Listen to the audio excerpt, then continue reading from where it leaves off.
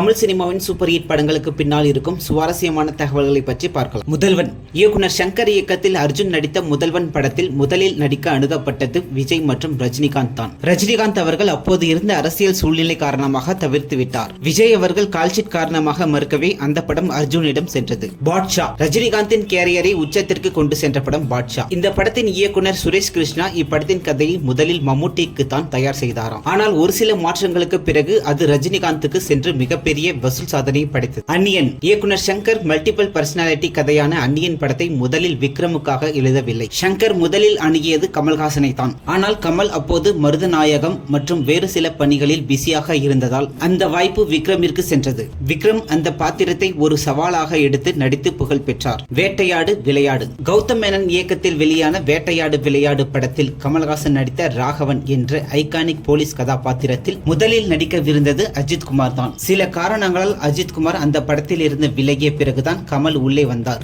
ஜெய் பீம் சூர்யாவின் திரைப்பயணத்தில் மிக முக்கியமான படமாக அமைந்தது ஜெய் பீம். இந்த படத்தில் வழக்கறிஞர் சந்துரு கதாபாத்திரத்தில் நடிக்க முதலில் அணுகப்பட்டது அஜித் குமார் தான். சில காரணங்களால் அவர் மறுக்கவே சூர்யா அந்த பாத்திரத்தை ஏற்று நடித்ததோடு அந்த படத்தை தயாரிக்கவும் செய்தார்.